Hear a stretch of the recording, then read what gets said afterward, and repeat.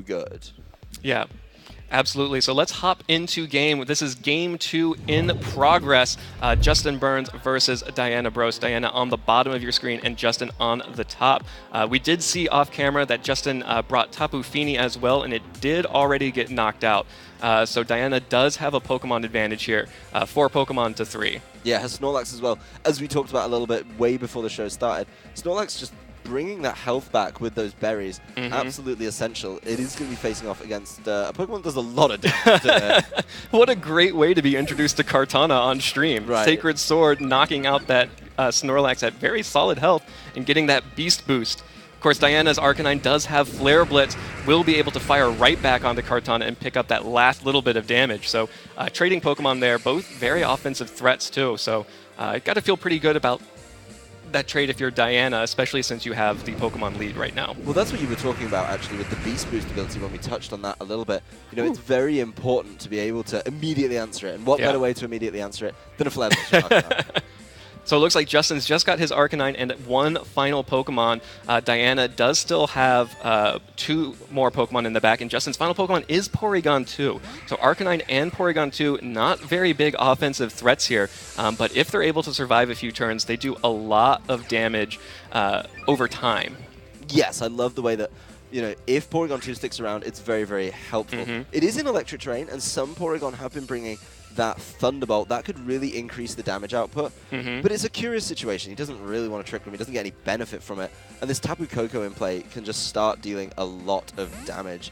Diana's going to start switching it around, though, and bring in something to maybe slow the pace of this game. Yeah, Diana is happy to slow it down, switches in her own Celesteela. Looks like that Celesteela has taken some damage a little bit earlier on in this game, but preserving that Intimidate for her own Arcanine to sort of neuter that Arcanine on Justin's side as much as possible. Trick Room will go up from Porygon 2, though, as no damage dealt.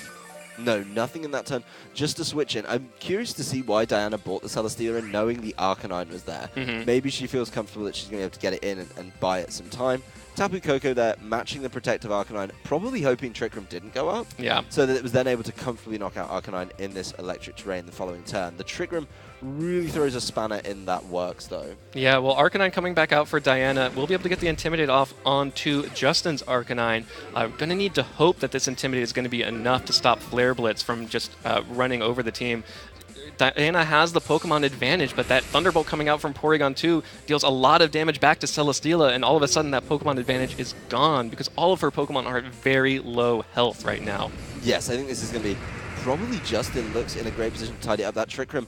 Okay. Because of the Thunderbolt being in play from that Porygon and it being on electric terrain, may be able to actually start dealing enough damage.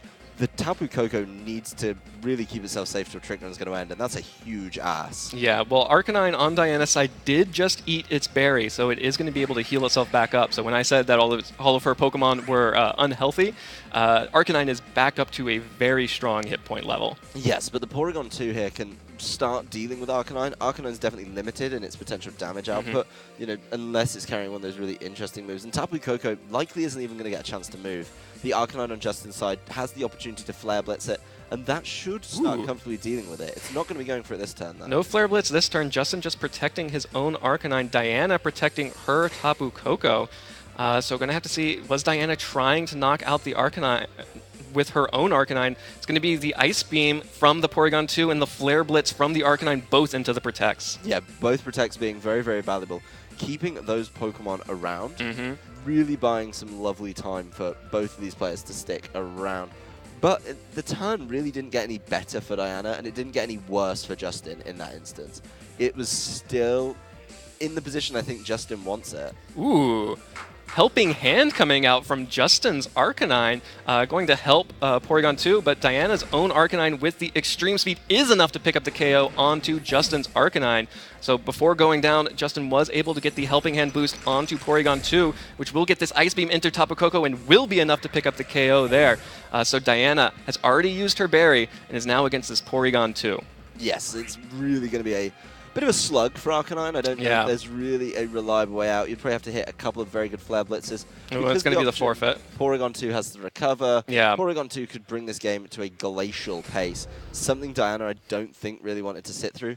And another player, you know, because of these awkward and really tough matchups that we saw to start this tournament off, very, very tough to get out of this in one piece. That was a really interesting second half of the second game that we saw, actually. I really enjoyed that because it couldn't have been more different from our first game. You know, this was a much more standard sort of matchup that we expect to see. A lot of Arcanine, a lot of Porygon 2, Tapu Koko, Celesteela, the Tapu Fini that we saw off camera a little bit.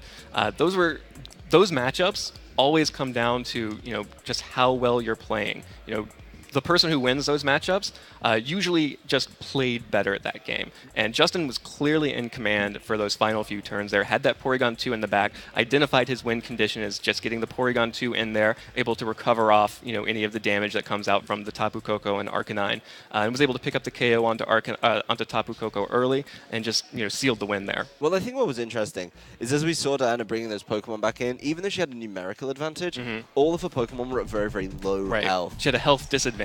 Yes. So Justin kind of set himself up early and then was able to cash in on that towards the end of the game and seal a win. You know, that Arcanine was such a threat. Helping Hand on the Porygon 2 made that Ice Beam very, very powerful. Yeah.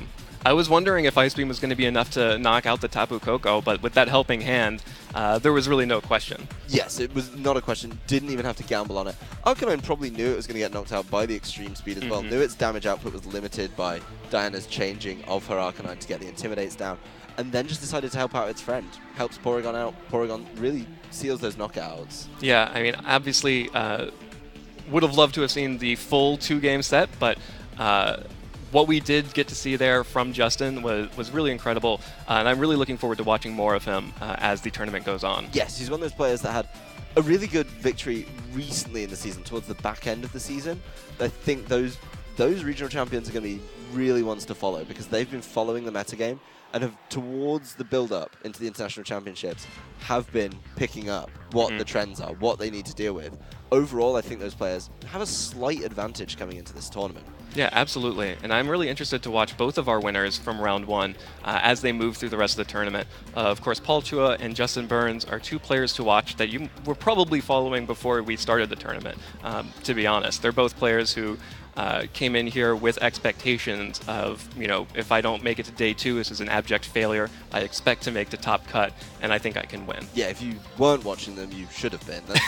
That's simple. They're very, very good players, and they were always going to be bringing something good to this tournament. They weren't going to just come in underprepared and not ready to go.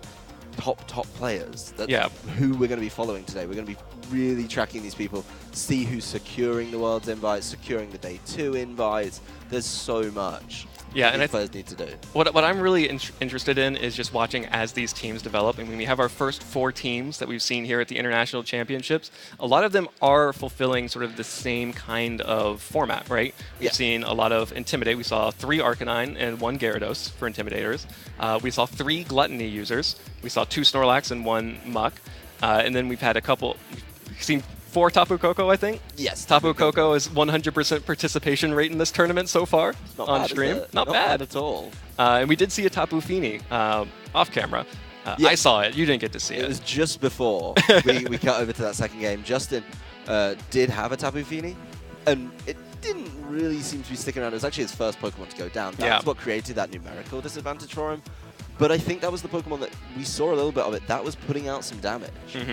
Yeah, I mean, it's going to be really interesting to see how all of these teams fare, because what we saw in the Diana versus Justin game was a much more standard team. And I think what we saw with Andrew and Paul were standard ideas, but implemented in a different way. Very much so. Slight adaptations overall on how they were done.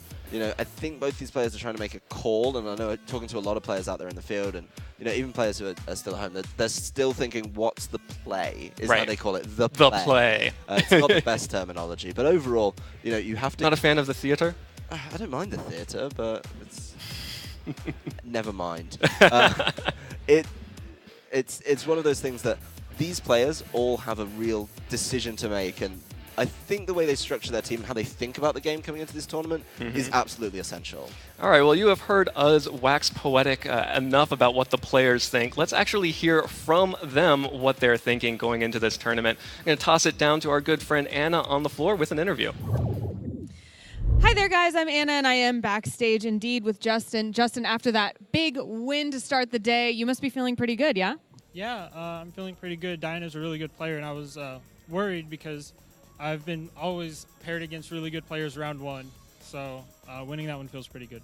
Yeah, you get to keep that momentum, kind of start moving forward in the day. Are you feeling pretty confident as you move forward into the entire competition now? I think the more wins I get, the more confident I feel. It definitely feels a lot better than starting 0-1 like I have the last 2 years. So, yeah. Preparing for this tournament, what did you have in mind that you really needed to do to make sure that you were going to move past that initial, that first win? I think I just needed to have a good team, and I practiced with a lot of things, and I ended up struggling with most of them. And the team I'm using is actually the team I used to win Seattle Regionals a month ago. I just felt the most comfortable with that, and I felt like I can win most of the common matchups I'm going to face today.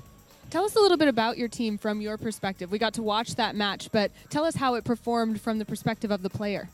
Well, in that particular match, what I needed to do in the game really depended on what Diana brought. So both times I went with a really kind of a neutral lead of Arcanine Porygon 2 with a lot of bulk with the Intimidate and the Eviolite. And depending on what she led, I just played from there and tried to keep the things I needed around to be able to take out whatever she brought. Well, we are still very, very early. What are you looking forward to facing here in this tournament, and what do you think might still be kind of a wild card? What do you not know how it's going to turn out? I really want to face a lot of the strong international players here. I don't really get really a chance to play those top players from around the world.